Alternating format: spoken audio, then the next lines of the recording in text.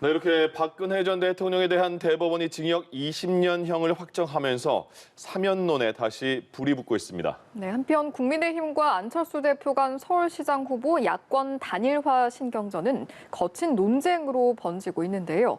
관련 정치권 이슈들 최창렬 용인대 통일대학원장, 김형준 명지대 교수와 함께 짚어보도록 하겠습니다. 네, 두 분 어서 오십시오. 안녕하십니까? 예. 박근혜 대통령 징역 20년, 벌금 180억 원, 사법적인 판단이 이제 모두 끝이 났습니다. 대통령의 탄핵부터 최종 법원의 판단까지 쭉 국민들도 지켜봤는데 이런 일련의 상황을 사회적 의미를 한번 짚어주셔야 될 것 같습니다. 그래서 2016년도죠. 2016년도에 그 최서원 그 태블릿 PC가 나오고 난 다음에 2017년도 4월에 박근혜 전 대통령이 구속 기소됐었어요. 예. 그리고 오랜 시간이 걸렸어요. 3년 9개월 됐죠 벌써. 우리 어쨌든 대법원에서 최종 제3고심의 결정이 내려진 건데 네. 워낙 뭐 다들 아시겠습니다만 촛불 저항 그리고 탄핵 의결 그리고 헌법재판소에 의한 현직 대통령 파면으로 예. 이어졌던 거예요. 그리고 정권 교체가 이루어졌고 그리고 그동안 이제 또 여러 적폐 수사가 이루어졌단 말이죠. 근데 어쨌든 이 박근혜 전 대통령 그리고 이제 이명박 전 대통령도 마찬가지긴 합니다만 예. 이 과정 속에서 상당한 정도의 진영 간의 대결이 있었던 건 사실이에요. 근데 어쨌든 법적인 절차, 우리 대한민국 주권자들의 의지에 의해서 이제 이 현직 대통령의 파면이 이루어진 거란 말이죠. 물론 사법 절차는 결국은 국민들의 의지에 따른 절차에 불과했던 거라고 저는 봅니다. 대한민국이 주권 국가라는 것을 보여준 것만은 분명한데 지금 이제 현실적으로 이 문제를 어떻게 이제 대응할 거냐의 문제예요. 네. 아까도 뭐 보도에 나왔습니다만 과연 두 전직 대통령의 사면을 어떻게 풀어 나갈 것인가가 현안입니다. 어쨌든 간에 제가 볼 때는 뭐 현실적으로 두 전직 대통령을 뭐 20년까지 두기는 거의 불가능에 가까울 거예요. 현실적으로. 예. 그렇다면은 사면이 필요하긴 한데 과연 이걸 어떻게 그야말로 야당이 얘기하는 것처럼 조건 없는 사면을 할 것인가? 저는 뭐 그건 뭐 전 개인적으로 반대인데 아무튼 여권과 야권 이걸 어떻게 잘 조화롭게 나가야 될 것인가라고 생각합니다. 앞으로 이 얘기가 나갈 테니까 그때도 말씀드리겠습니다. 네. 대통령의 탄핵이 초유고 그리고 이렇게 징역 20년까지 선고받는 걸 본 국민들의 입장에서도 굉장히 이런 상황은 불행이잖아요. 어떠세요? 왕정 시대에는 왕이 법이잖아요. 민주국가에서는 법이 왕이죠.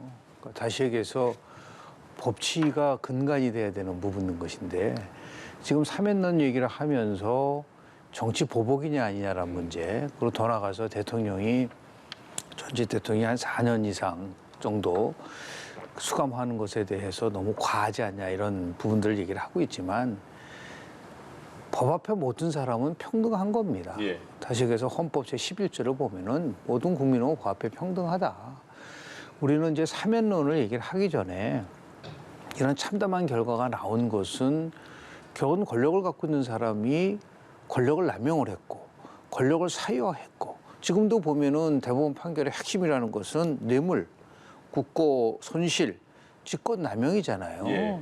이런 부분들에 대해서 더 우리 국민들이 정말 권력을 갖고 있는 사람들이 반성을 해야 되는데 지금도 보면은 이런 본질에 대한 문제는 없이 뭐 사면의 조건을 가져야 되느냐 안 가져야 이걸 가지고 논의를 하는 거를 보아서는요 아직 멀었다라고 생각이 좀 들고요. 전 정부든 현 정부든 권력을 남용하면은 법에 의해서 심판받는 겁니다. 네.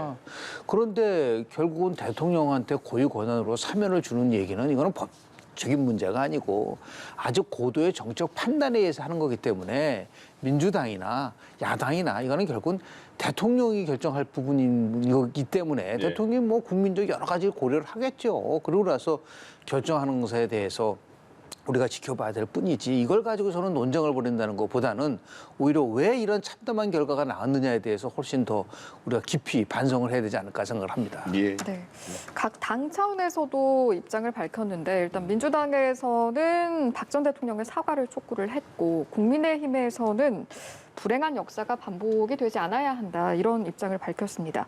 저희가 앞서 이야기를 했지만 다만 국민의힘 내부에서는 사면 이야기도 나오고 있는 상황이거든요. 앞으로 좀 어떻게 전개가 될 거라고 보십니까? 글쎄요. 사면 얘기가 뭐 정치권에서 불가피하게 나올 수밖에 없겠죠. 근데 문제는 앞서 지적하신 것처럼 여야가 이 사면 문제를 자꾸 이제 선거를 의식해서 얘기한다면 그건 바람직하지 않다는 아주 원론적인 말씀을 일단 드리고 네. 글쎄요 지금 이제 저는 문재인 대통령의 결단이 필요하다고 보는데 그리고 문재인 정권 내에서 이 문제를 풀 수밖에 없을 거예요. 다음 정권까지 남긴다면은 다음 정권이 어느 정권이 들었을지 모르지만 예. 보수 정권이 들었을지 진보 정권이 들었을지 모르겠으나 부담이 되는 것만은 분명합니다. 네. 근데 아무런 이 재판 결과에 대해서 두 전직 대통령이 참회나 어떤 그 재판 결과를 인정하는 잘못을 인정하는 그러한 전혀 반응이 없는데 사면한다고 하면 참 어려운 일 아니겠습니까? 네. 현실적으로 지금 국민의힘에서는 조건 없이 사면하라고 얘기하는데 조건이 있다 없다의 그런 수식어가 중요한 게 아니라고 봐요. 전 조건이 있느냐 없느냐라는 말 자체가 대단히 그 부적절한 표현이라고 봐요. 네. 그 조건의 문제가 아니거든요. 예. 결국 두 전직 대통령이 어쨌든 간에 본인들은 무죄라고 주장합니다만 현직 대통령 시절에 아까 김 교수님 말씀처럼 권력을 사유화했던 것이고 공화주의를 배신했던 거였거든요. 국민이 주권자가 위임했던 권력을 함부로 사용했던 거예요. 직권남용 아닙니까? 권력을 자기 개인적인 물건처럼 취급했던 게 사유화의 문제고. 예. 근데 거기다 아무런 그거 없이 결국 무죄다라고 얘기하고 정치 보복이라고 얘기하고 대한민국의 법치주의가 무너졌다고 얘기하는 사람들에게 조건 없이 사면한다? 과연 국민들이 동의할까요? 국민들 개개인 생각은 다르겠으나 주권자의 집단 의지라는 게 있는 거거든요. 그런 부분들이 어느 정도 형성이 되고 이른바 말하는 국민적인 합의까지는 아니라 하더라도 그런 공감이 어느 정도 이루어진 다음에 이쯤 되면 그러니까 두 전직 대통령도 이러이러한 부분은 제가 인정합니다. 예. 그게 뭐 100%는 아니라 하더라도 그게 돼야지 뭐 사면 얘기도 할 수 있는 거 아니겠어요? 사면은 대통령의 고유 권한이니까 고도의 정치적 결단입니다. 네. 할 수 있어요. 적법한 겁니다. 이제 대부분의 최종 결정이 내려졌으니까. 그러나 이 상태에서 사면하는 게 과연 국민들의 통합으로 이어질 수 있을지. 전두환 전 대통령의 경우를 보잖아요. 네. 우리 대한민국 역사에서 불행했던 역사들의 과거의 모든 것들이 그런 것들이거든요. 좀 그래서 조금 더 힘이 들더라도 정말 두 전직 대통령이 동시에 수감되는 건 대한민국의 체면이라든지 국격에 있어서 좋은 건 아니에요. 근데 왜 그런 걸 가져오게 됐냐의 원인을 봐야 될 거 아니겠습니까? 저는 그래서 사면은 저는 필요하다고 보는데 예. 이 상태에서 이른바 조건으로 사면 그건 저는 가능하지 않다. 가능하지도 않고 국민들이 동의하지도 않을 거라고 생각합니다. 네. 필요는 하지만 공감대가 그러니까 필요하다는 게 어쨌든 이 두 사람의 전직 대통령을 계속 이렇게 두기는 어려운 게 현실이라는 네. 현실을 얘기하는 거예요. 예. 어쨌든 간에 통합이라는 측면에서 볼 때 계속 이 두 분을 수감 상태에서 가긴 현실적으로 한계가 있다는 의미에서 필요하다는 말씀 드린 겁니다. 예. 그러니까 공감대 형성이 일단 가장 중요하게 선행이 그리고 돼야 한다는 말씀이신 본인들의 것 같고요. 무엇보다도 재판 결과에 대한 승복, 잘못에 대한 인정, 뭐 거창의 참여까지 아니라 하더라도 그런 게 최소한도 전제돼야지 사면 얘기가 나올 수 있지 않느냐라는 말씀 드리는 겁니다. 네, 예. 어떤 전제 조건에 대한 내용을 말씀을 해주셨고 어떤 의견을 가지고 계십니까? 미국의 대통령은 법원 확정이 되지 않아도 사면할 수 있어요. 그리고 미국의 대통령은 셀프 사면도 네. 됩니다. 예. 자기 자신에 대해서 사면하서 뭐 막강한 걸 갖고 있죠. 거기에 대해서 도덕적이라든지 윤리적이라든지 이런 거를 뭐 우리가 얘기할 수는 있을지 모르지만 이거는 이제 고도의 정치적 판단인데 저는 이제 두 가지 면에서 이 사면론 나오면 꼭 좀 말씀을 좀 드리고 싶은 거는 예. 뭐 사면하고 싶으면 사면하는 거고 뭐 안 하면 안 하는 거지. 거다 대놓고 뭐 항상 뭐 국민 통합을 위해서 사면한다. 저는 그 말 안 했으면 좋겠어요. 예. 지금 많은 국민들이 사면에 대해서 반대하는 게 굉장히 많다라는 게 여론조사 나오는데 그걸 가지고 무슨 뭐 국민 통합을 위해서 해야 되겠다라는 거 부분들. 그리고 또 이 여당 같은 경우는 국민의 공감대가 이루어져. 그럼 사면하지 않아야지 맞는 거죠. 지금 국민들은 많은 사람들이 사면하지 말라고 얘기를 하는데 예. 두 번째는 야당에 대해서는 자 당사자는 그렇다 치자 이거예요. 자기는 정치 보복이라고 생각을 하고 있으니까. 그러면 이 국정농단이라든지 권력의 사익화와 관련돼서 과거 소위 말하는 친박이라는 사람들이 단 한 번도 국민에서 사과한 적이 있나요? 사과한 적 없어요. 오로지 그냥 박근혜 대통령이 정치 보복에 의해서 수감됐다는 말 이외에는 아무 말도 하고 있지 않는데 예. 정치적 해법을 요구한다 그러면 본인들도 정치적인 나름대로 제스처를 취해야죠. 자신들에 대한 거는 하나도 얘기하지 않으면서 뭐 여당을 향해서 대통령을 향해서 조건 없는 사면을 얘기한다는 거는요. 제가 볼 때는 앞뒤가 맞지 않는다. 그래서 이 문제를 가지고 저는 더 이상 정치권이 왈가불가하는 거는 저는 이 엄중한 이 코로나 상황 속에서 오히려 예. 국민들을 정말 짜증나게 하고 피곤하게 하는 거다. 대통령이 숙고해서 사면할 수 있으면 사면하는 것이고 그리고 그거 따르는 것이지 이걸 가지고 자꾸만 저는 논쟁이 깊어지는 것에 대해서는 저는 반대합니다. 교수님 말씀대로 왈과 왈부가 근데 계속 되지 않을까요? 그렇죠. 가능성이 있죠. 특히 예. 이제 뭐 선거를 앞두고 이제 이런 부분을 그러니까 사면의 정치화는 제가 볼 때는 오히려 국민들이 바라보는 것은 그보다는 어떻게든 간에 대통령 중심제, 제왕적 대통령제 하 속에서 이 대통령의 권한을 민주적으로 통제할 것이냐. 검찰에 대한 민주 통제 얘기는 수없이 얘기를 하면서 대통령이 갖고 있는 민주 통제에서 단 한마디도 하지 않는 여당의 자세라든지요. 야당이 과거에 자신들이 권력을 가졌을 때 어떻게 남용했는지 이걸 어떻게 막아낼 것이냐에 대한 말은 하나도 하지 않고 사면을 해야 되냐 안 해야 된다는 거는 예.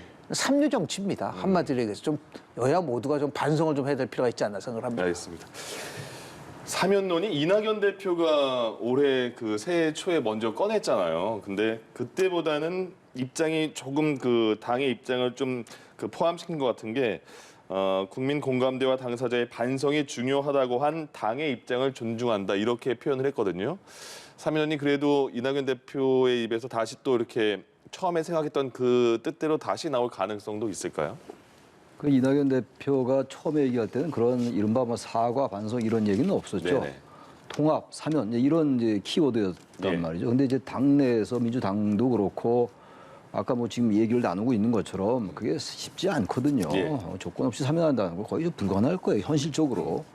아무리 뭐 고도의 정치 결단이라 하더라도요, 대통령의. 조건이 말씀하신 사과 같은 그런 사과는 반성. 어쨌든 뭐 그런 게 예. 있어야죠. 없는 건 말이 안 됩니다. 어쨌든 간에. 이낙연 대표가 지금 이 상황 속에서 민주당이 그 최고위원회에서 그런 입장을 정리했잖아요. 네. 이낙연 대표로서는 당연히 따를 수밖에 없죠. 무슨 수로 그 논리를 반박합니까? 적어도 뭐 정치적인 속내가 어쨌든 뭐 그건 다 모르겠어요. 각자의 생각이기 때문에 예. 그건 모르겠지만 기본적으로 이낙연 대표로서는 사면에 대해서 어쨌든 그 불씨를 살리려 할 거예요 아마. 그리고 이제 문재인 대통령 기자회견 때 분명히 언론이 사면에 대한 질문을 할 겁니다. 네. 어떠한 형태로든 간에 대통령의 입장 표명이 있을 것 같은데 뭐 제가 볼 때 원론적인 입장 이상의 뭐 진전된 입장이 나올 것 같지는 않아 보이긴 예. 해요. 아무튼 간에 사면이라는 것은 뜨거운 감정이 분명합니다.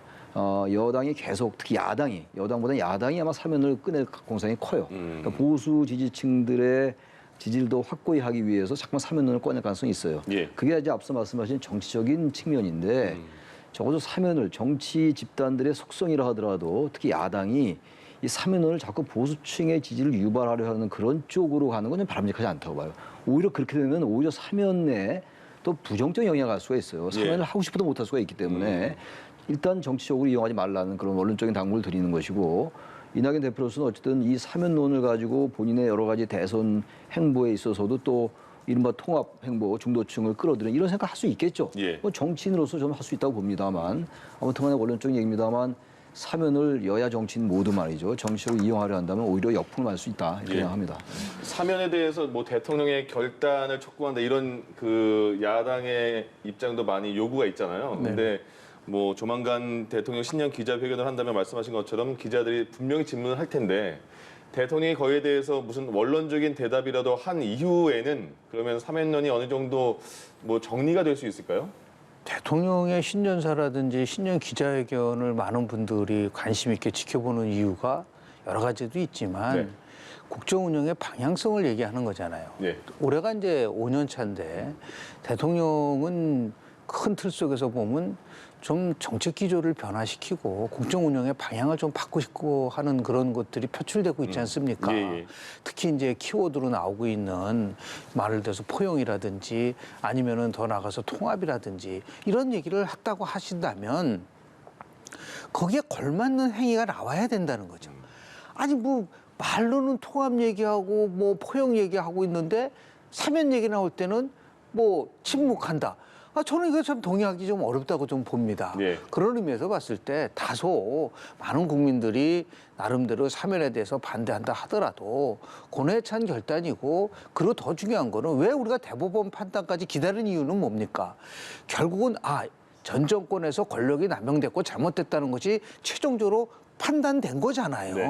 그건 이제 팩트로 된 거기 때문에 그럼 훨씬 대통령의 입장에서 볼 때는 봐라 잘못한 거다. 그러나 결국은 고도의 정치적 판단에 의해서 이렇게 한 것이다라고 한다고 한다면 더 나아가서 또 이낙연 대표가 새해 첫날 사면론을 얘기했다는 것을 대통령과 교감 없이 얘기할 수 있나요? 어느 정도는 교감이 있다는 것을 전제로 한다면은 저는 피해서는 안 된다고 봅니다. 그런 의미에서 이 문제를 가지고 정 끌지 말고 신년 기자회견에서 예. 나름대로 대통령이 자기 나름대로의 이것은 제가 책임지고 이 문제를 풀고 이제는 앞으로 나갑시다라고 하는 그러한 결단의 모습을 좀 보여주는 것이 낫고 자꾸만 이 문제를 가지고 계속해서 얘기를 하면 예. 결국은 사면론을 정치적으로 이용하려고 하는 거라는 그런 오해들 받을 수가 있기 때문에 저는 이 문제에 대해서는 빨리 매듭을 지어야 될 거라고 저는 봅니다. 매듭이라는 거는 그러면 사면입니까? 저는 개인적으로 보면은 이제 대통령이 결심을 할 때가 왔다고 보고요. 그거의 핵심은 저는 사면이라고 봅니다. 예, 알겠습니다. 알겠습니다. 자, 그럼 이번에는 보궐선거 이야기로 좀 넘어가 보도록 하겠습니다. 현재 국민의힘 그리고 안철수 대표 간 단일화 신경전이 지금 만만치가 않은 상황인데 향후 어떻게 좀 전개가 될 거라고 보시는지요? 단일화는 크게 세 가지 방향성이 있어요. 하나는 원샷 경선이라고 그래가지고 뭐 국민의 지금 당의 대표가 입당을 해서 경선하는 거는 황당한 얘기죠. 그런 법이 있나요? 단독으로 입당은 불가능하고 예. 예를 들어서 모든 반문 하는 분들이 모여서 원샷 경선을 하는 방법이 하나 있고 네. 두 예. 번째는 당대당 통합을 하는 방법이 있고 마지막이 2011년 모델처럼 국민의힘은 국민의힘 나름대로 경선을 해서 후보를 뽑고 예. 그리고 뭐 선거 막판에 결국은 뭐 최종 후보 단일화하는 2011년에 박원순 무소속 후보하고 박영선 후보하고 후보 단일화한 부분이 있잖아요. 예. 가장 현실적인 방법은 결국은 마지막에 최종적으로 2011년 모델이 될 가능성이 큰데 여기서 야당한테 경고하고 싶은 얘기는 지금 너무나 무질서하고 국민들을 피로하게 만든다는 겁니다. 예.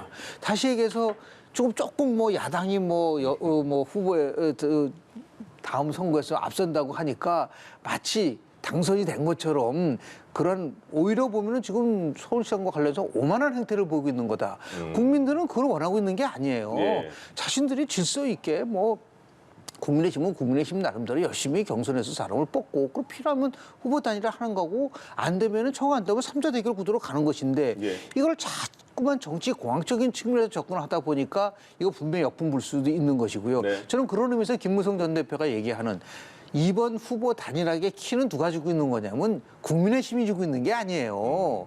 현실적으로는 안철수 대표가 주고 있다면은 유리그루처럼 조심스럽게 다뤄야 된다라는 부분들도 있어서 예. 이번 서울시장 선거는 지금 여당이 결코 불리한 선거가 아니에요. 시간이 흘러가면 결국은 투표율이 굉장히 높지 않기 때문에 네. 조직력이 강한 여당도 얼마든지 해볼 수 있는 선거이기 때문에 지금 야당이 자만해서는 안 된다. 그러니까 국민의 눈높이에 맞춰서 질서 있는 저는 후보 단일화 논쟁이 좀 이루어졌으면 좋겠다라는 그런 바람을 좀 전하고 싶습니다. 안철수 대표도 최근에 보니까 국민의힘에 대해서 내가 이만큼 양보했는데 어떻게 더 양보를 할 수가 있냐 이렇게까지 이제 그 발언 수위가 조금씩 높아지고 있다는 생각이 들어요. 단일화는 뭐 그래도 결국에 가능하겠습니까? 모르죠. 뭐 대한민국 그 선거에서 단일화가 잘 이루어지지 않았던 전례가 많기 때문에 네.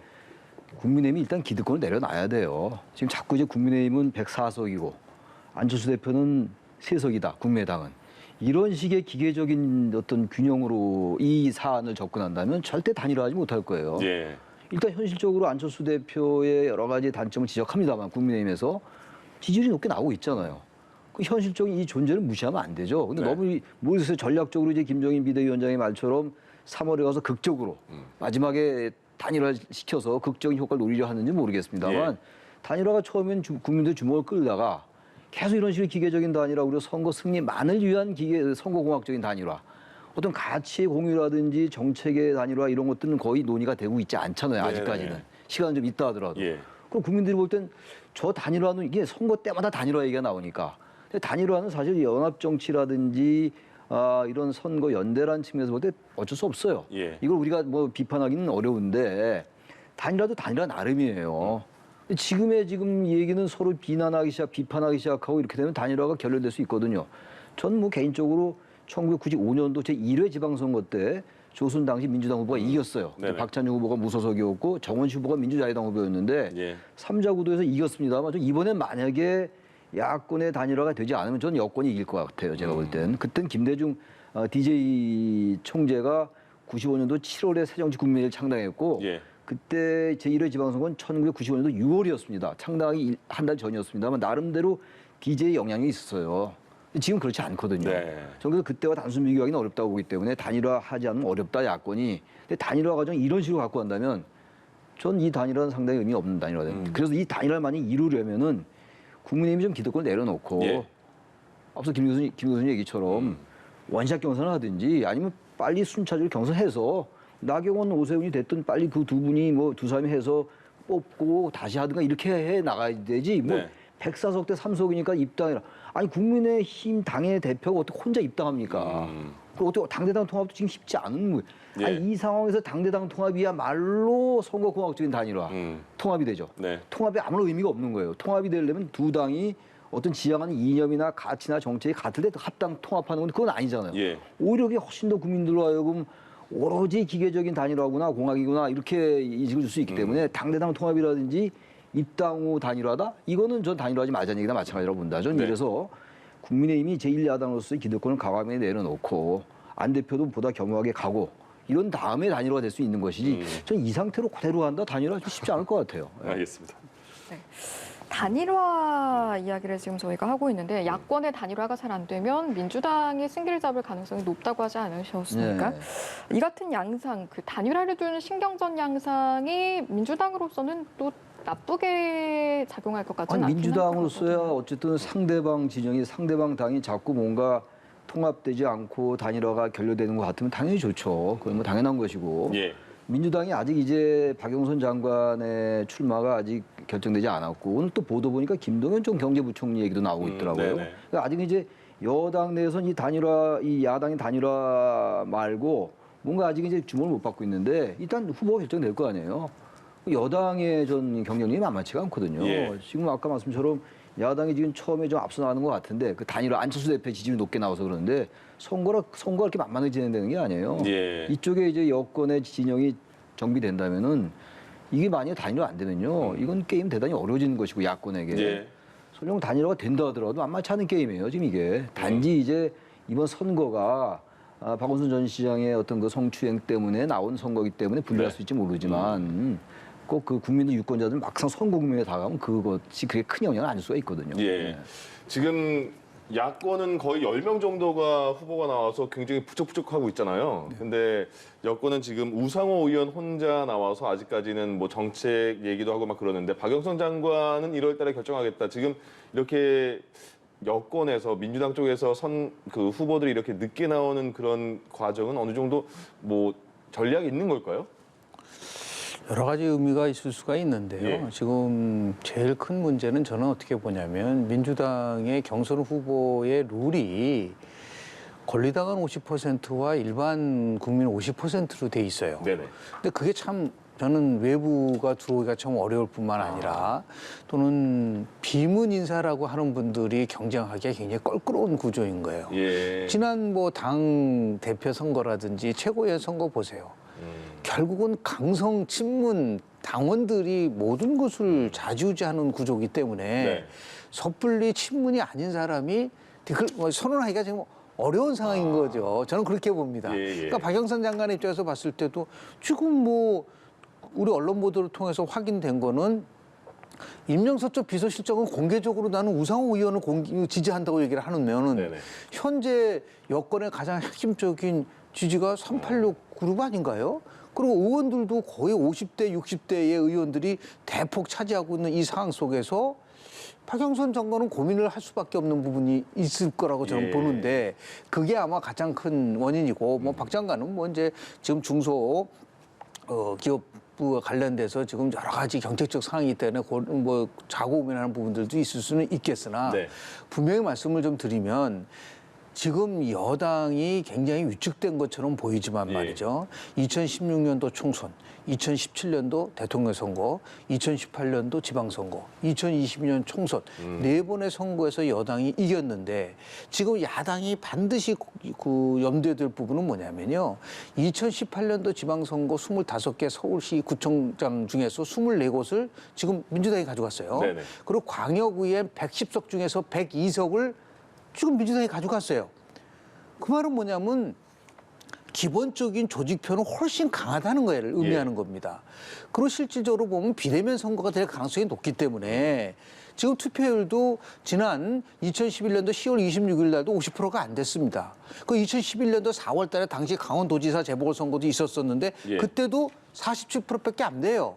그러니까 약 50% 투표율이 안 된 상황 속에서는 이거는 양자 대결 구도로 가면은 여당이 결코 불리하지 않을 수도 있다는 부분이고 예. 만약에 3자 구도까지 간다고 한다면 오히려 굉장히 유리할 수 있는 부분들도 있는데 예. 오히려 이렇게 전략적으로 접근하는 것 같아요.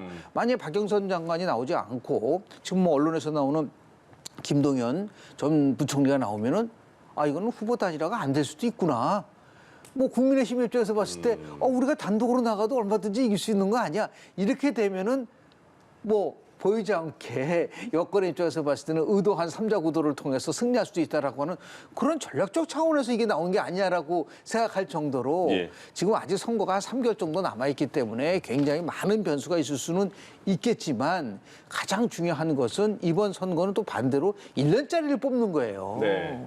그리고 정책 심판이 굉장히 중요한 기능으로 작동하는 선거이기 때문에 역대 재보궐선거보다는 좀 다르다는 거.